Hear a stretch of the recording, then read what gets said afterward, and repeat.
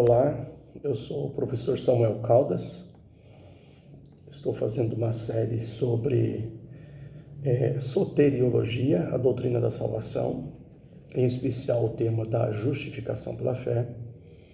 E hoje a gente vai considerar a justificação pela fé no contexto escatológico da ação do anticristo.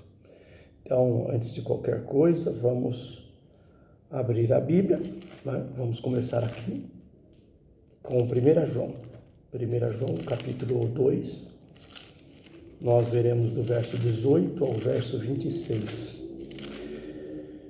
1 João 2, 18 ao 26. Está escrito o seguinte: Filhinhos, esta é a última hora.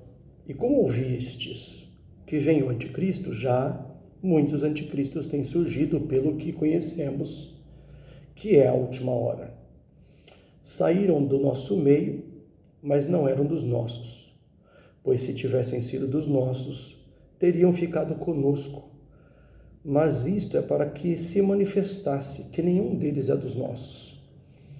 Mas vós tendes a unção que vem do Santo, e sabeis tudo.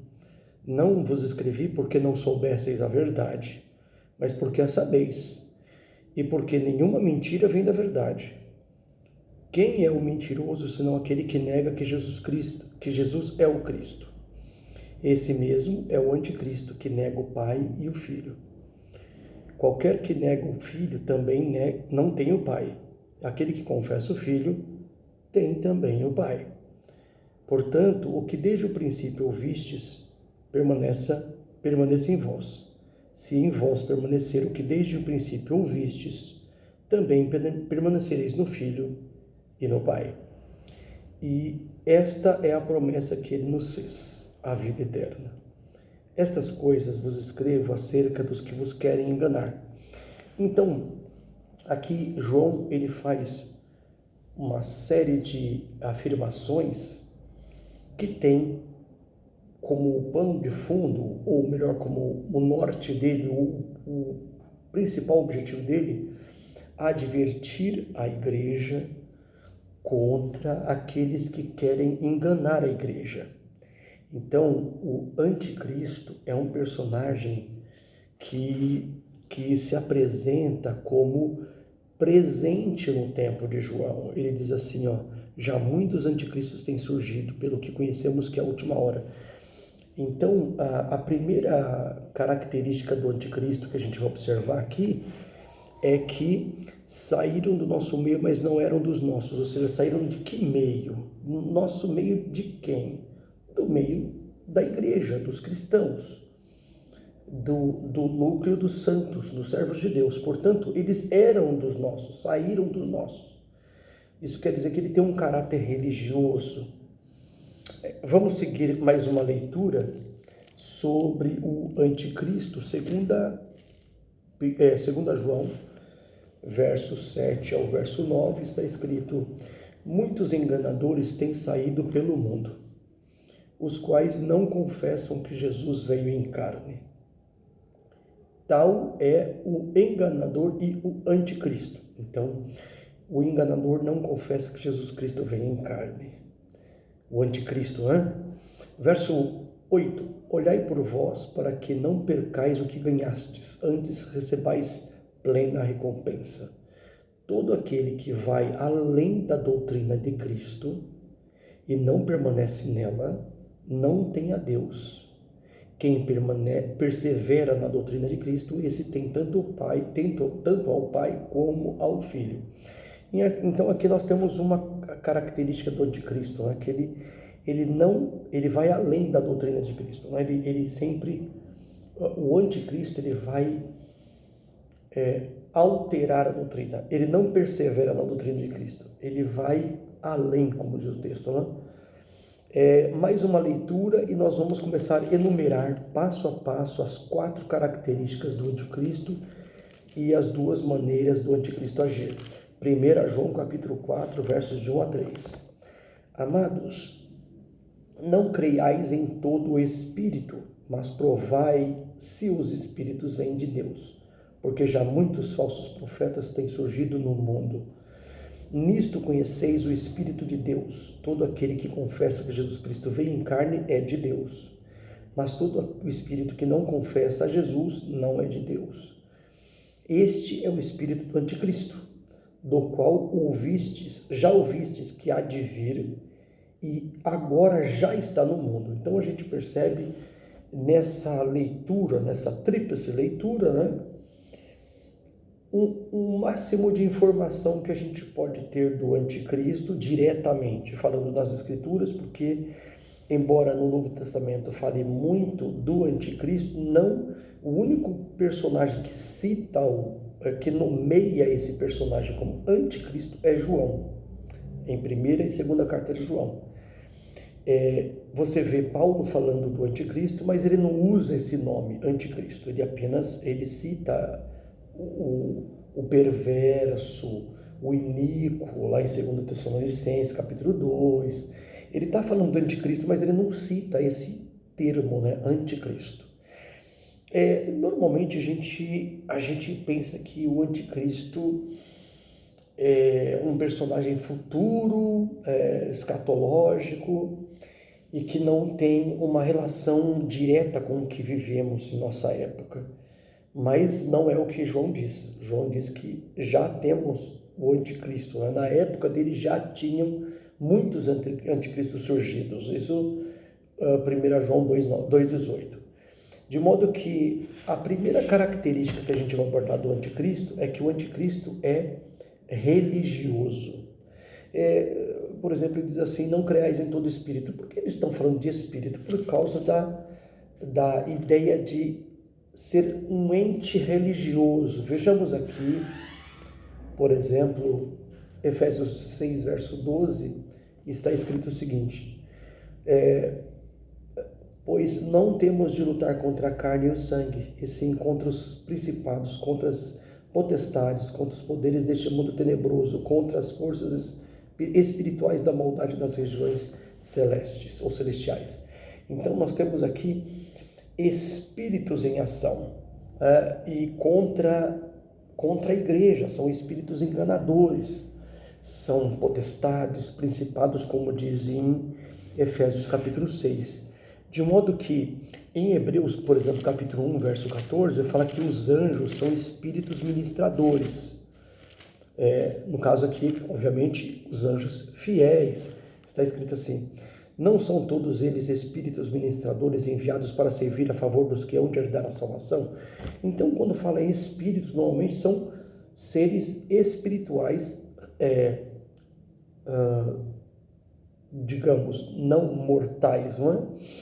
Acontece que esses espíritos, anjos, que são ministradores, eles eram em um número maior antes do conflito entre o bem e o mal, começado lá no céu, como diz Apocalipse capítulo 12, e uma terça parte desses espíritos, desses anjos, rebelados contra Deus, foram expulsos do céu e estão na terra, como está escrito aqui, capítulo 12 de Apocalipse, versos 7 a 9, diz assim, e houve guerra no céu, Miguel e seus anjos batalhavam contra o dragão, e o dragão e seus anjos batalhavam, mas não prevaleceram, nem mais o seu lugar se achou nos céus.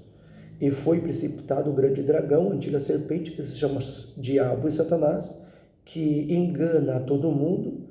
Ele foi precipitado na terra e os seus anjos foram lançados com ele. Então, esses espíritos rebeldes a Deus, enganadores, estão na terra e têm usado homens e mulheres, pessoas como seus agentes de engano. Portanto, quando fala assim, não creais em todo espírito, é assim, quando o servo de Deus fala, ele fala comunicando a mensagem de Deus, ele fala imbuído, né, tomado, impulsionado pelo Espírito Santo. Portanto, ele fala em nome de Deus, né? Há um poder além dele que o usa. A mesma coisa no engano, há um poder além daquele ser que fala, aquele ser humano, que o usa para o engano, que são demônios, são espíritos. Então nós temos que julgar as pessoas, julgar pelo que falam, se aquelas pessoas elas estão falando pelo Espírito Santo ou estão falando pelos espíritos dos demônios. E como que a gente identifica, então, o espírito do anticristo, ou os anticristos? Primeira coisa é que o anticristo é um ser religioso, espiritual. A gente pode, por exemplo, buscar 2 Coríntios capítulo 11. 2 Coríntios capítulo 11, nós vamos ao verso 13, do 13 até o 15. 2 Coríntios 11, 13 a 15, vocês vão perceber que os demônios, Satanás, os demônios e os agentes dos demônios, os seres humanos, eles se passam por ministros de justiça, ou seja, eles se passam por profetas, por pastores, por evangelistas, por mensageiros espirituais, pregadores, como se fossem de Deus, mas não são. Então está escrito: pois os tais são falsos apóstolos, obreiros fraudulentos, transfigurando-se em apóstolos de Cristo. E não é de admirar, diz o verso 14, pois o próprio Satanás se transforma em anjo de luz. Não é muito, pois, que os seus ministros se transformem em ministros de justiça. O fim deles será conforme as suas obras. Então a gente percebe que o anticristo, quem quer que seja o anticristo, quando quer que a pessoa se manifeste como um anticristo, tendo as características de um anticristo, ele é um fraudulento, um falso ministro de justiça, um falso apóstolo. Então, primeira característica do anticristo é que o anticristo é religioso, espiritual. Agora, nós vamos à próxima característica do anticristo. O anticristo, ele é um perigo presente, ele é uma realidade presente, não é apenas futura. Então nós vamos a Hebreus, por exemplo, capítulo 1, verso 1 e 2, onde fala que Jesus inaugurou os últimos dias. Jesus é aquele que veio ao mundo, que inaugurou os últimos dias. O primeiro advento de Cristo, ele tem um caráter escatológico, de pôr fim às obras do diabo e de dar uma direção do trabalho espiritual para o seu povo na terra, de forma que ele ele complete essa obra de combate contra o mal.